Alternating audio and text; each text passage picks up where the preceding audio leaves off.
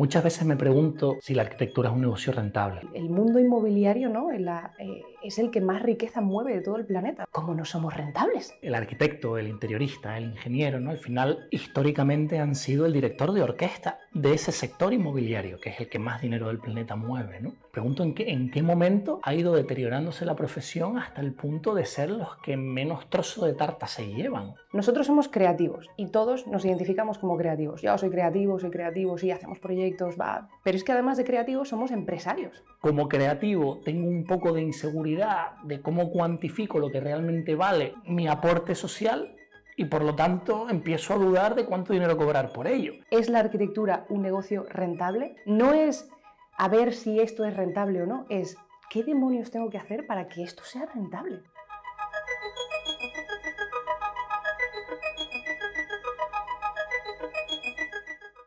Muchas veces me pregunto si la arquitectura es un negocio rentable. Al final, por lo que vamos viendo después de todos estos años en Líderes para la Arquitectura, llevar un estudio no es una tarea sencilla. Al final hay un montón de responsabilidades, incluso civiles, ¿no?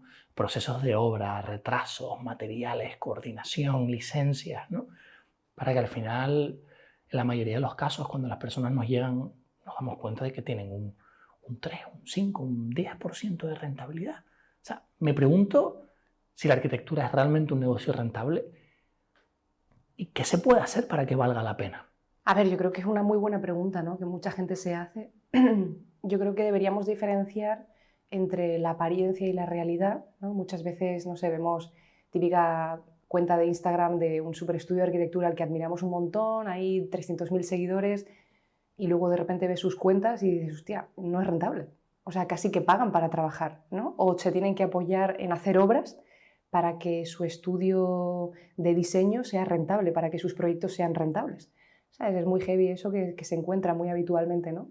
Y creo que hay bastante apariencia en nuestro sector en general, ¿no? Nos gusta como aparentar y luego de puertas adentro no se sabe muy bien, ¿no? Pero creo que es una conversación que tendríamos que traer más habitualmente, ¿no? Es como, tío, a ver, se trata de que después de todo el esfuerzo que le ponemos a esto y después de toda esa responsabilidad, después de todo esa complejidad, ¿no? Que significa hacer arquitectura, joder, que haya una rentabilidad, o sea, que haya un fruto de ese esfuerzo, ¿no? Que al final del año, tío, uno se pueda repartir un buen dividendo, uno se pueda invertir en su negocio, uno pueda seguir haciendo crecer su negocio, ¿no? Y sobre todo pagar bien a su gente, mantenerla en un ambiente constructivo, enriquecedor para todos, ¿no? De todas formas, yo no sé si esa es la pregunta, ¿no? De, oye, ¿esto es realmente un negocio rentable? ¿La arquitectura es un negocio rentable? Yo creo que más bien la pregunta sería si realmente los profesionales de la arquitectura saben hacer negocios rentables, ¿no? Porque nos movemos en el sector inmobiliario, el sector de la construcción, el sector incluso de los servicios creativos intelectuales y al final el mundo inmobiliario, ¿no? Es el que más riqueza mueve de todo el planeta, o sea, mucho más que todos los productos interiores brutos de todos los países juntos, el sector inmobiliario mueve muchísima más riqueza que todo eso junto, ¿no? Y entonces yo me pregunto, hostia, en un sector donde se moviliza tanto capital, tanto dinero, ¿no? Con todo lo que eso supone en el sector inmobiliario, en el que la arquitectura, el diseño, el interiorismo forman parte de la ingeniería, ¿no? Digo, ¿cómo no somos rentables? O sea, mi pregunta es, ¿cómo demonios no somos jodidamente rentables, no? Es curioso, ¿no? El arquitecto, el interiorista, el ingeniero, ¿no? Al final, históricamente han sido el director de orquesta de ese sector inmobiliario, que es el que más dinero del planeta mueve, ¿no? Pregunto en qué momento ha ido deteriorándose la profesión hasta el punto de ser los que menos trozo de tarta se llevan, ¿no? Como tú bien planteas aquí, veo como dos posibles hipótesis, ¿no? en esta conversación / exploración, ¿no? Como, vale, como tú bien dices, ¿no? El director de orquesta no está sabiendo sacarle el jugo a su máquina, ¿no? Entendemos que al final un negocio, da igual el sector, es una máquina que provee a unas personas de una solución, de un servicio, y a cambio genera riqueza, ¿no? Y es verdad que la riqueza que generas es directamente proporcional al valor que estás aportando a la sociedad. Oye, si aportas mucho valor, generas mucha riqueza. Entonces, aquí me planteo, ¿es que no saben cobrar bien? Es decir, ¿es que no están introduciendo en su máquina la cantidad de dinero suficiente y por lo tanto no hay un remanente, no hay un sobrante, porque no se cobra bien o cada vez se cobra menos. O es que sí se cobra bien, pero la operativa es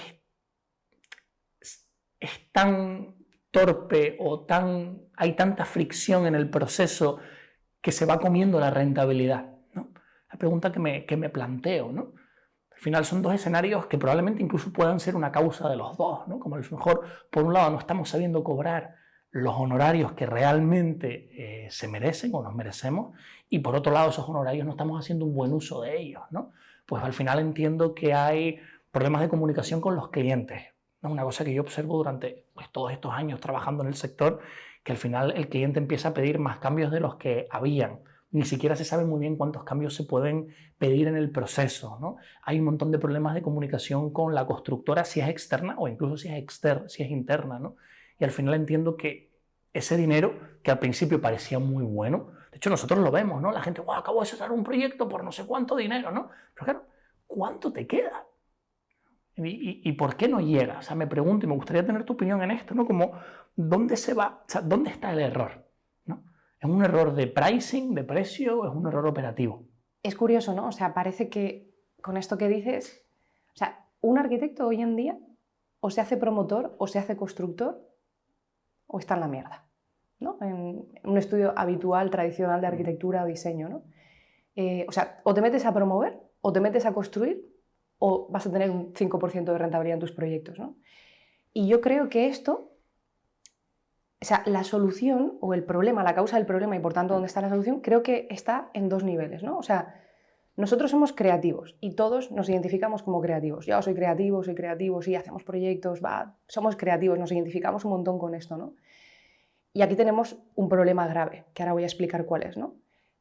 Pero es que además de creativos somos empresarios y debemos ser empresarios, ¿vale? Pues si no eres empresario, pues entonces tienes que trabajar para alguien, ¿no? Entonces, ¿eres empresario o no eres empresario? ¿No quieres trabajar para alguien? Pues entonces tienes que concebirte como empresario. Y aquí hay otro problema, ¿no? Que es el que vamos a hablar ahora. Entonces, por un lado somos creativos y por otro lado somos empresarios. Entonces, ¿qué problema tenemos al nombrarnos creativos?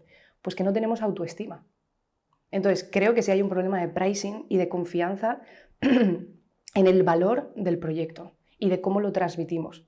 Todo el mundo piensa que su trabajo vale, pero no lo sabemos transmitir así a la gente que no es de nuestro sector, ¿no? De hecho, muchas veces acabamos regalando proyectos a cambio de que nos den la obra o acabamos haciendo anteproyectos gratis a cambio de que nos den el resto del proyecto, ¿no? Es como que nosotros mismos depreciamos el valor de nuestra labor creativa. O sea, hay una falta de autoestima aquí y es pura falta de autoestima y pura falta de comprensión de cómo funciona el dinero y el valor de las cosas, ¿vale? Esto porque nunca nos lo enseñaron. O sea, yo recuerdo la clase que nos enseñaron, os vamos a enseñar hoy, que además fue un día, fue una clase un día, menos mal que llegué a esa clase, podría no haber ido y me la habría saltado, ¿no?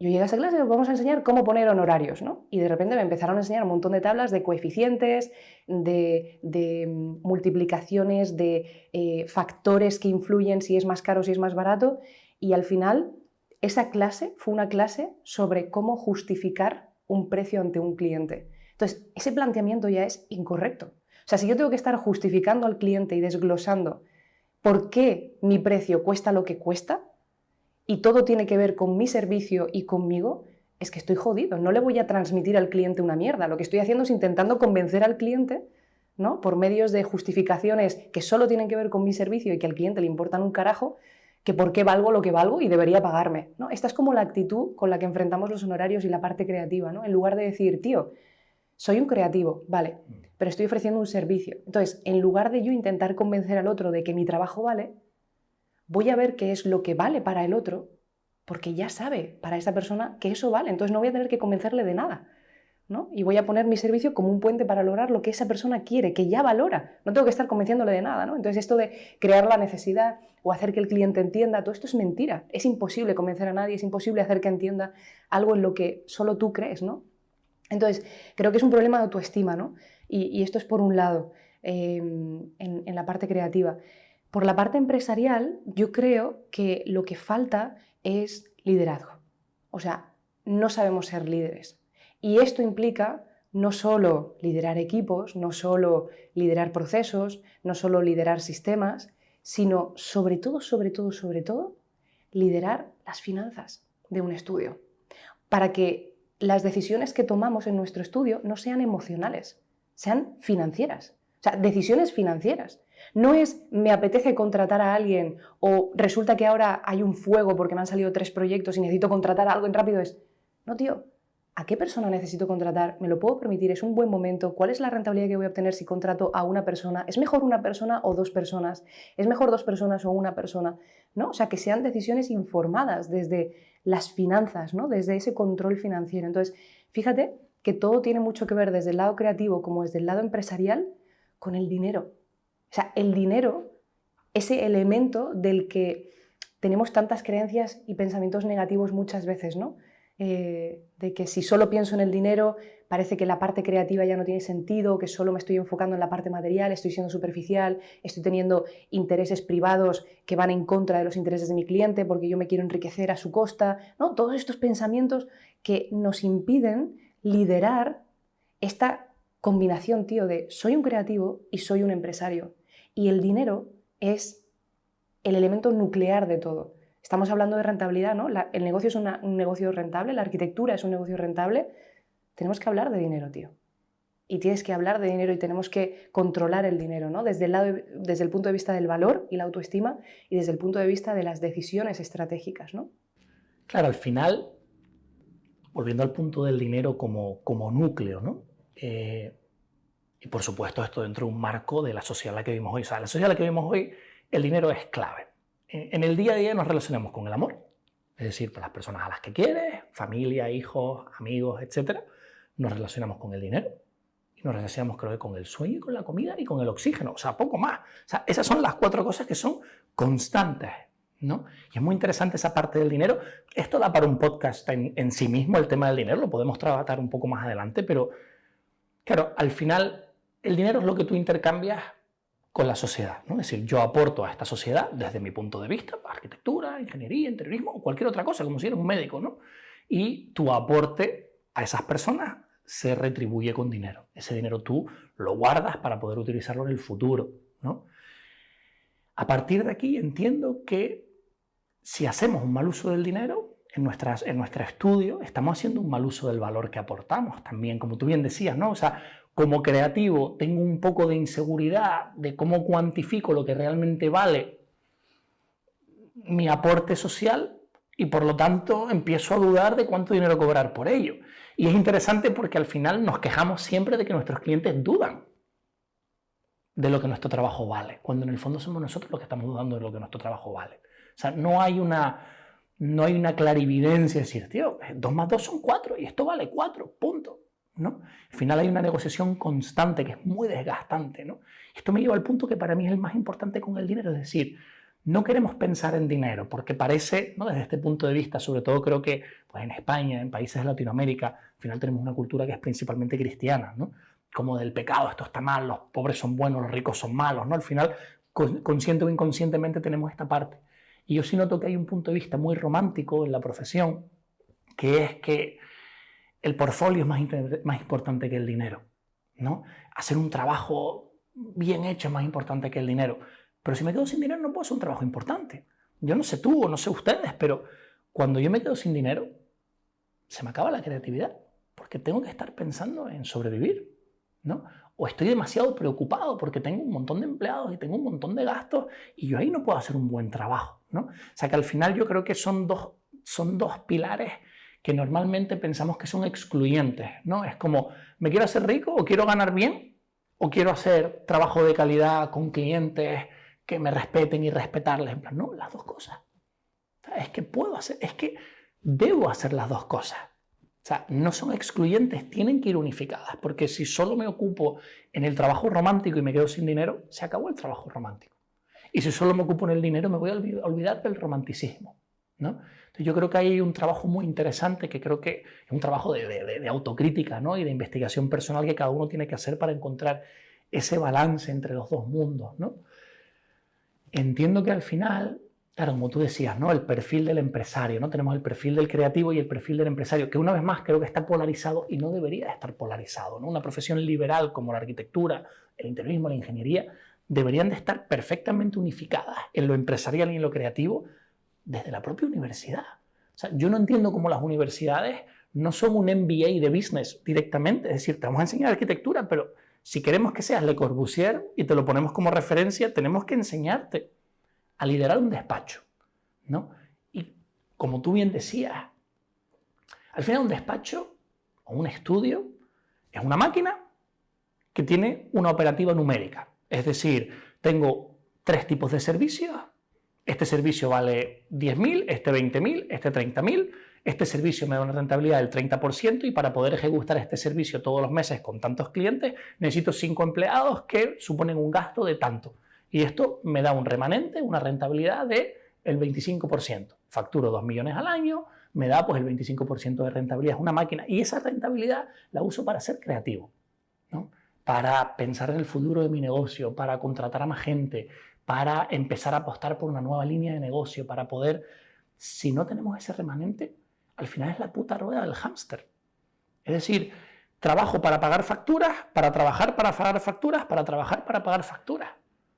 Y no hay ese espacio creativo más allá de mi cliente. Al final ser creativo también es ser creativo con mi negocio, que creo que es el problema de que esté tan polarizado, ¿no? O sea, si hay una profesión creativa por encima de todas las demás, es ser empresario, ¿no? Porque al final el creativo arquitecto, el creativo interiorista crea espacios, pero el creativo empresario no solo crea espacios, ¿no? Crea organizaciones que funcionan, crea puestos de trabajo, ¿no? Para que otras personas también sean creativas, crea futuros que no existían antes, ¿no? Pero sin dinero no podemos hacer eso.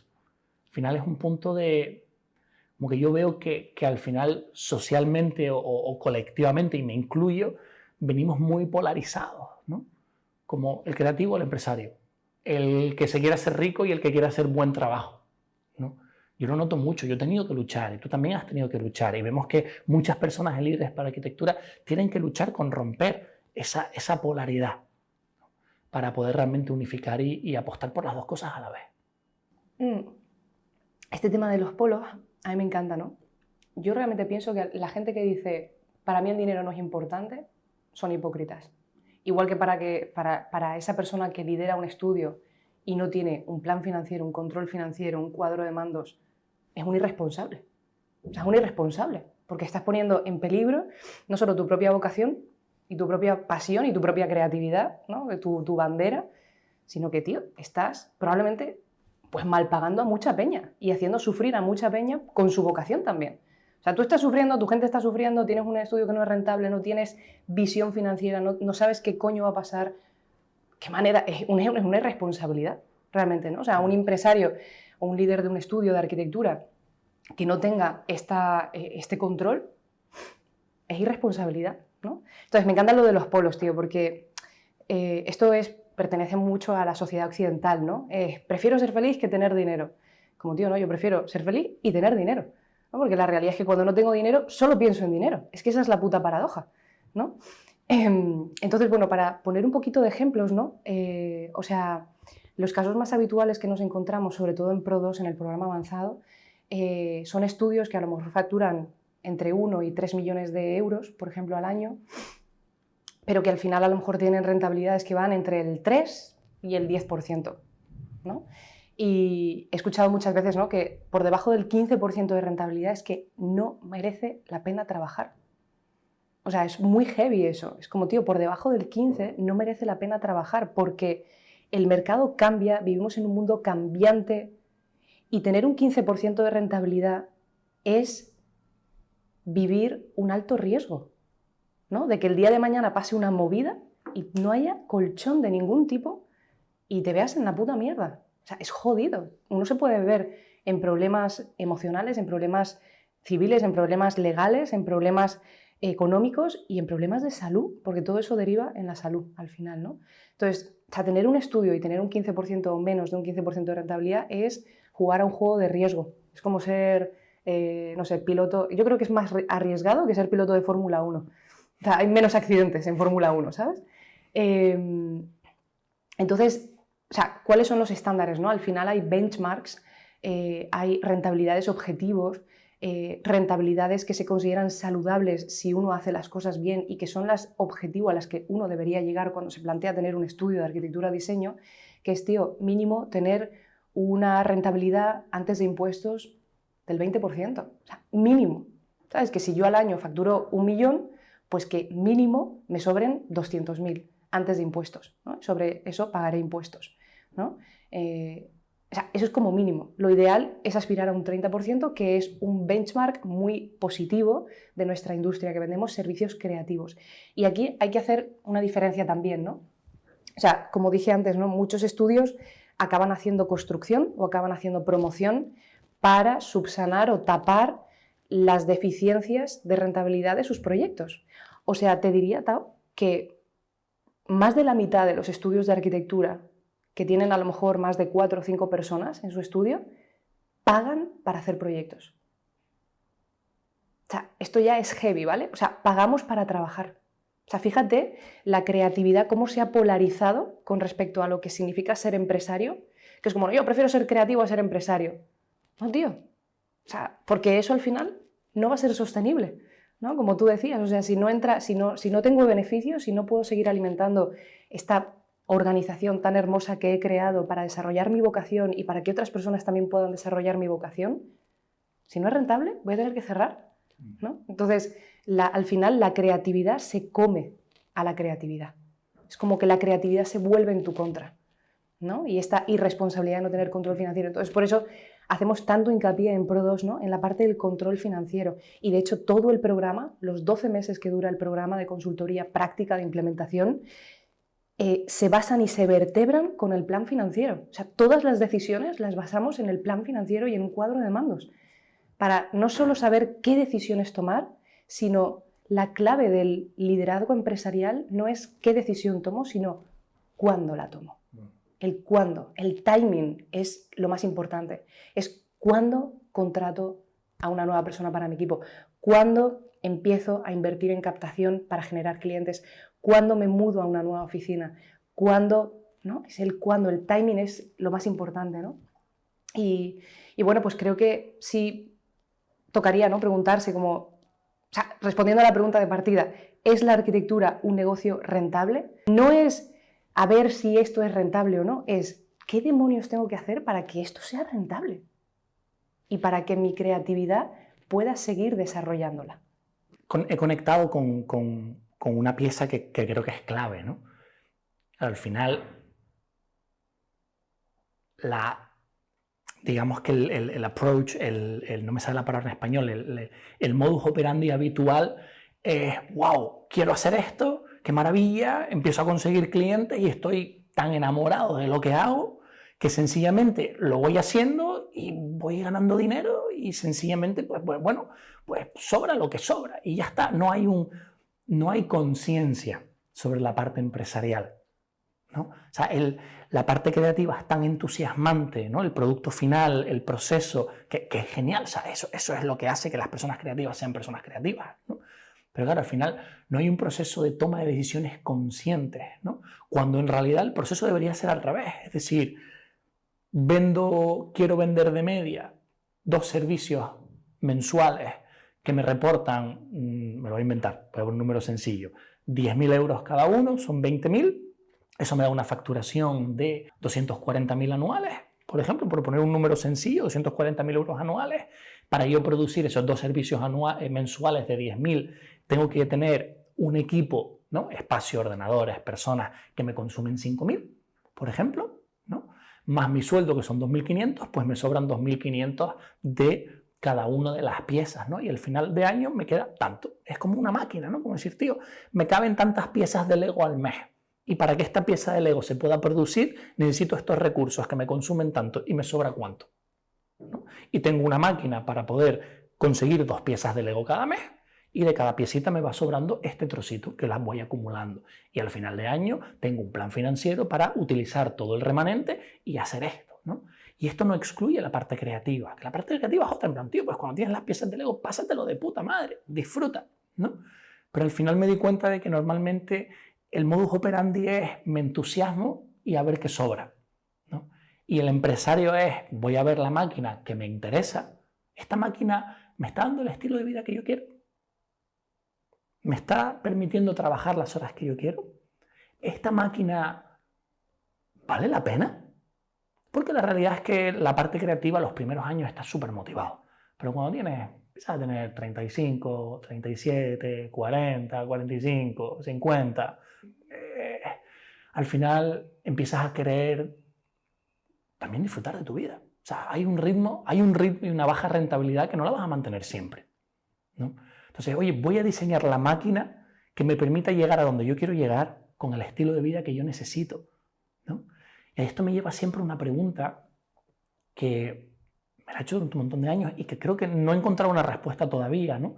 Cuando veo a los estudios que pagan poco a sus empleados, ¿no? Muchas veces pensaba, joder, es que son unos tacaños, ¿no? Es que al final los dueños se lo quedan todo, ¿no?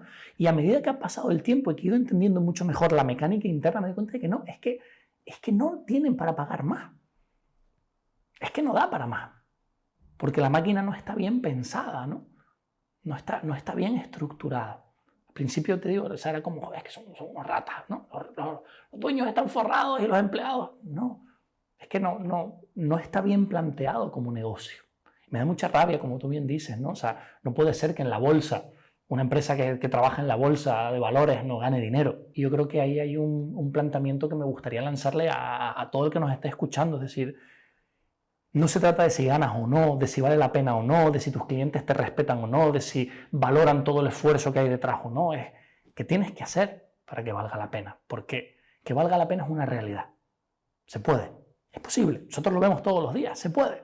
Pero igual que en cualquier negocio, ¿no? Hay fórmulas de negocio que funcionan y fórmulas de negocio que no funcionan, ¿no? Tú bien me lo has dicho alguna vez, cuando consumes más calorías de las que quemas te pones gordo, punto. O sea, eso es una realidad, ¿no? Y cuando tu empresa gasta más de lo que genera, pues se va empobreciendo. Hasta el punto, como tú bien dices, que por no querer pensar en dinero, solo piensas en dinero. O sea, a mí con esto que dices, ¿no? Lo que siempre me inquieta, por ejemplo, en mi vida personal, ¿no? Cuando tengo algún problema, lo normalizo. O sea, eso es lo peligroso, ¿no? Por eso me gusta expresarme así, en plan, tío, ¿trabajas en la arquitectura y no ganas dinero? Eres gilipollas. No lo digo porque sea gilipollas la persona, porque yo también lo he sido. Yo he sido la primera gilipollas, ¿no? La que he estado ahí picando piedra como una hija de puta, sin cobrar nada, dejándome la piel, sin saber cómo hacerlo. O sea, yo empecé así también, ¿no? O sea, todos hemos estado ahí, pero me gusta decirlo así contundentemente porque es como, tío, paso de normalizarlo. O sea, no lo voy a normalizar, ¿no? Entonces, cuando admito que lo que me está pasando y la manera de llevar mi estudio o mi carrera profesional no es normal, o sea, no es normal trabajar gratis para los clientes, no es normal cobrar 1.000 euros al mes, o sea, no es normal eso, ¿vale? No es normal.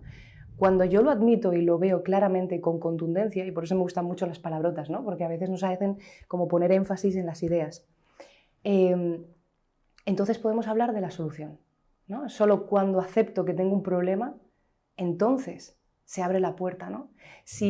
Esta es la paradoja, esto es lo que me encanta, ¿no? Si yo me pego toda mi vida metiendo el problema debajo de la alfombra, el problema solo se va a hacer más grande, ¿no? Porque cuanto menos quiero hablar del problema, el problema más grande se va a hacer. Entonces, cuando admitimos que tenemos un problema y decimos, tío, realmente mi manera de llevar mi profesión y mi vocación no es saludable, no es lo mejor que lo podría hacer, entonces se abre la puerta a la responsabilidad, a la oportunidad. Dejamos de echar balones fuera, ya no es el país, ya no es la economía, ya no es la política, ya no son los putos clientes, ¿no? Ya no es el mundo que me quiere joder, sino es, hostia, hay gente que lo está haciendo bien. Entonces, ¿qué tienen ellos que no tengo yo? ¿Sabes? Y aquí es donde se abre la puerta de la oportunidad, ¿no? De cómo podemos mejorarlo, ¿no? Y yo creo, si pudiese resumir los pasos que una persona debe llevar para hacer este cambio, ¿no? Y transformar un problema en la oportunidad, después de haber acompañado a tantísima gente durante tantos años, ¿no? El patrón que yo he visto, por eso mi historia personal es como lo menos importante, ¿no? Porque yo podría aplicar cosas a mi vida, pero que me han funcionado a mí, pero cuando las aplico en 3.000 personas y funciona, dices, hostia, pues aquí hay un patrón que puede ser común, ¿no? Entonces, a lo largo de todo este tiempo, los pasos que yo creo que son clave es, tío, primero, admite, reconoce que tienes un problema. Segundo, entiende el mercado. Entiende cómo funciona el mercado y por qué alguien te contrataría y por qué alguien te pagaría por algo. O sea, básico. Es como, tío, aprende que el agua es un medio diferente del aire, ¿sabes? Es como, tío, básico, ¿sabes?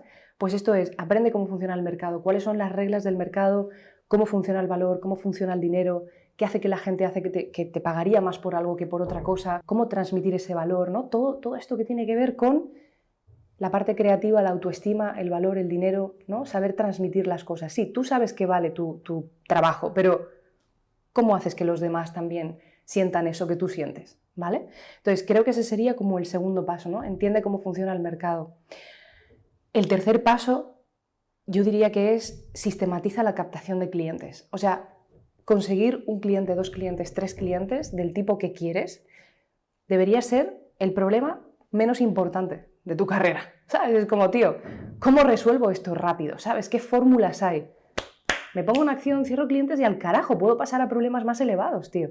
¿Sabes? Muchos nos quedamos ahí como en, oh, no puedo cerrar clientes el mes que viene. Es como, tío, pues existen metodologías, existen mecánicas, existen sistemas, planes de acción. ¿Sabes? Hay gente que consigue clientes todos los días en todo el mundo, miles de personas. Y hoy en día es más fácil que nunca que cualquier persona pueda conseguir cualquier cliente, ¿no? Entonces, tío, ¿qué tengo que hacer? Pim, pam, pum, ¿sabes? 1, 2 más 3, ya está.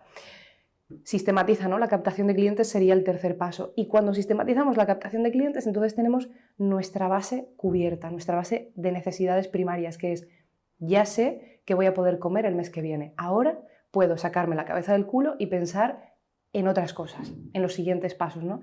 Y cuando tenemos la cabeza sacada del culo, y podemos empezar a pensar en problemas de gestión más elevados, como es gestionar un estudio, liderar un estudio, entran temas de contratación, entran temas de cómo delegar, de cómo liderar a un equipo altamente productivo, de cómo crear relaciones con los clientes que realmente funcionen, ¿no? Y que sean clientes que confíen y se marque ese liderazgo y esa autoridad desde el principio, ¿no? Ya surgen otras problemáticas. Y aquí hay cosas muy interesantes, ¿no? Entonces, el siguiente paso, después de que sistematizas la captación de clientes, sería aprende a controlar las finanzas de tu negocio, de tu estudio, ¿vale? Porque toda esa sistematización de captación son clientes que te van a llegar, es dinero que vas a entrar, y la clave de tener un negocio de arquitectura, diseño, interiorismo es cómo gestionas esos recursos económicos que entran. O sea, ¿qué propósito le das a cada euro que entra a tu estudio? ¿No? ¿Qué misión tiene cada euro que entra en tu estudio? Para seguir creciendo, para ofrecer un mejor trabajo, para hacer que la gente que trabaja contigo sea feliz, ¿no? O sea, ¿qué misión, qué propósito le das a cada euro, a cada dólar que entra en tu estudio? ¿Ok? Sería como el paso cuarto, controla tus finanzas. Y a partir de aquí, paso quinto, una vez que controlas tus finanzas, viene uno de los pasos más bonitos, que es cómo haces que tu equipo brille, que es uno de los grandes problemas y dolores de un estudio de arquitectura o diseño, ¿no? Que cuando empezamos a contratar a gente, la gente forma parte de nuestro equipo, nosotros invertimos en formarles, en darles un montón de dabo, y cuando empiezan a funcionar, se piran, tío, ¿sabes? Nos cuesta retener el talento. Entonces, ¿cómo retengo el talento y cómo sobre todo hago que la gente brille? Pero que brille por voluntad propia, no porque yo les obligue o porque esté encima de ellos diciéndoles lo que tienen que hacer, sino que me encanta decir esto, ¿no? Que cuando estén en su casa por la noche lavándose los dientes, estén pensando en tu estudio como si fuera su estudio. Eso no se paga. Y en la riqueza que genera eso, ¿no? Un día más otro día más otro día de trabajo, de todas las tareas que hacen esas personas sumando cada día, es increíble, ¿no? Lo que puede hacer que crezca y que ayude ese estudio en la misión que tenga, ¿no? O sea que yo creo que esos serían como los pasos, ¿no? Luego podemos hablar de crecer, de seguir creciendo, de cómo seguir creciendo, aprender técnicas para diversificar tu negocio, para abrir nuevas líneas de negocio, ¿no?